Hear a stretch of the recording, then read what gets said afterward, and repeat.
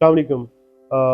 बिन Tariq associates का YouTube channel आप देख रहे हैं। मेरा नाम मोहम्मद तैयब है। व्यूअर्स, बहुत सारे जो लोग हैं, बहुत सारे जो हमारे क्लाइंट्स हैं, उनकी क्यूरी होती है और तकरीबन मिलती जुलती क्यूरी होती है कि जब हम बाय करने के लिए आए थे तब वैल्यू कुछ और थी, तब हालात कुछ और थे और तब बहुत जल्दी प्रोसेस हो गया था, लेकिन वही चीज़ जब हम सेल करने की तरफ जा रहे हैं तो वो सेल नहीं हो रही और वो एक टाइम टेकिंग प्रोसेस है। ऑब्वियसली इसमें बहुत सारी चीज़ें हायल थी, जिसमें आप कह लें पॉलिटिकल क्राइसिस हमारे जो चल रहे थे वो हायल थे, फाइनेंशियल कंडीशंस अच्छी नहीं थी लोगों की, इन्फ्लेशन की वजह से भी बहुत सारी चीज़ें डिस्टर्ब हुई रियल स्टेट में। लेकिन मैं जो इसकी बेसिक वजह समझता हूँ वो कुछ और है। देखें, पूरी दुनिया में एक टर्म यूज़ होती है एसेट मैनेजमेंट, जिसे मैं आम अल्फाज में कहूँगा sole mandate of your property.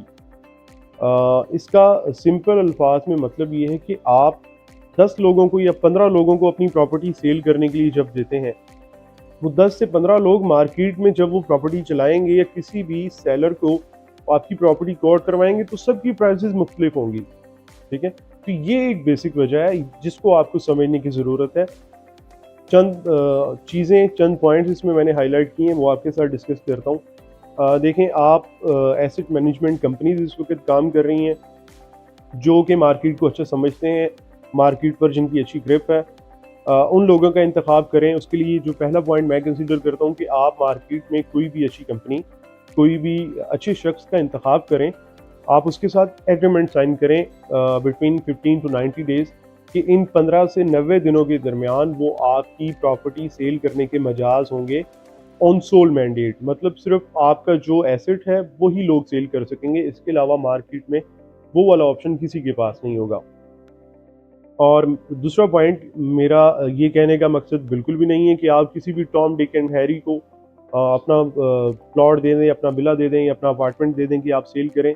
आप अच्छी तरह पहले इंटेरोगेट करें कि वो उसकी रिप्यूट कैसी है कंपनी की, उस शख्स की रिप्यूट कैसी है, वो मार्केट में उसकी क्या वर्थ है, मार्केट के बारे में वो क्या जानता है। उसके बाद आप उसके साथ एग्रीमेंट साइन करें। इसके फ़ायदे क्या होंगे, थर्ड पॉइंट में मैं डिस्कस करूँगा।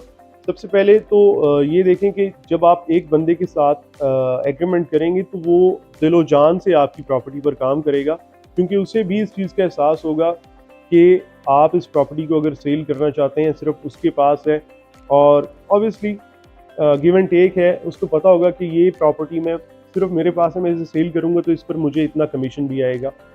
तो वो आपकी प्रॉपर्टी पर दिन रात मेहनत करेगा। इसमें जो नेक्स्ट पॉइंट मैं ऐड करना चाहूँगा वो ये है कि इसमें सिर्फ आपने ये नहीं देखना कि शख्स अच्छा है, प्रॉपर्टी अच्छी है या वो कंपनी अच्छी है जो रियल एस्टेट की है या एसेट मैनेजमेंट कंपनी है वो अच्छी है।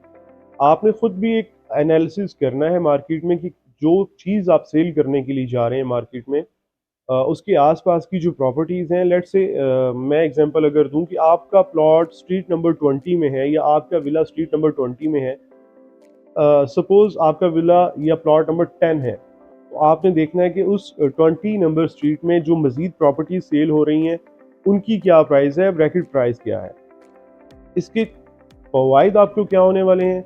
देखें, जब एक चीज़ मैं फॉर एग्जांपल बायर हूँ, मैं एक प्लॉट खरीदना चाहता हूँ, मुझे 10 लोग एक ही प्लॉट कोट कर रहे हैं, तो मैं कहूँगा कि ये शायद जिस इस प्लॉट का जो ऑनर है वो डेस्परेट है सेल करने के लिए। जैसा कि देखा गया है कि हमारे जो ओवरसीज़ हज़रात हैं, वो जब पाकिस्तान आते हैं, पाकिस्तान आने से पहले वो 10 से 15 लोगों का इंतखाब करते हैं और उसके बाद क्या करते हैं कि जो उनको कहते हैं हमने ये प्लॉट सेल करना है, हमारे पास ये 15 दिन, 20 दिन या 25 दिन का ड्यूरेशन है, इसके दरमियान में आप सेल करना है। वो कहते हैं कि हमने ये प्लॉट 1 करोड़ का सेल करना है। लेकिन वो जब पाकिस्तान पहुँचते हैं उसके बाद वो जो एजेंट्स हैं वो आहिस्ता-आहिस्ता बार्गेनिंग करके उनको तकरीबन 70, 75, 80 तक ले आते हैं। ये एक फैक्ट है, इसके बारे में एतराज़ भी हो सकता है, इसमें 100% सच्चाई भी नहीं हो सकती। ये रेयर केसेज़ में ऐसा होता है, लेकिन मेजॉरिटी ऑफ केसेज़ मैंने यही देखे हैं। और देखें, मैंने खुद ऑब्ज़र्व किया है, एक घर फॉर सेल था फॉर एग्ज़ाम्पल, तो उसमें फैमिली भी थी। उनकी कोई मजबूरी थी, लास्ट ईयर आपने बल्कि इसी साल देखा आपने, पेट्रोल प्राइसेस बहुत ज़्यादा हाई हुई थी, तो जो डेली बेसिस पर ट्रैवल करने वाले अपने जॉब की वजह से थे वो बहुत ज़्यादा डिस्टर्ब थे। तो वो साहिब अपना घर सेल करना चाह रहे थे। 10 से 15 लोगों का इंतखाब किया उन्होंने इसी तरह, और उनकी फैमिली घर में थी और सुबह से शाम तक लोग बैलें बजा के विज़िट करवा रहे थे मुख्तलिफ़ फैमिलीज़ को उनका घर। मतलब ना कुछ पर्दे का ख़्याल, ना कुछ मतलब जो बेसिक एथिक्स हैं वो नहीं थी। तो इसी तरह अगर आप एक शख्स का इंतखाब करेंगे, वो आपके साथ सबसे पहले टाइम फिक्स करेगा कि आप जॉब से कब फ्री होते हैं, आप अपने दुकान कब बंद करके घर वापस आएँगे, फिर उस टाइम पे आपके साथ टाइम सेटल करेगा वो। फिर मार्केट में किसी को भी उसने विज़िट करवाना है तो फिर वो आपको विज़िट करवाएगा। उम्मीद है आपको वीडियो पसंद आई होगी। इस आइडिया के बारे में मज़ीद आपकी कोई भी इसके बारे में राय है, आप मुझे कमेंट सेक्शन में ज़रूर बता सकते हैं। मज़ीद इन्फॉर्मेशन के लिए आप बहरिया टाउन में बाइंग, सेलिंग या इसके हवाले से कोई भी आपकी क्यूरी है, आप हमसे कॉन्टैक्ट कर सकते हैं। Thank you. अल्लाह हाफ़िज़।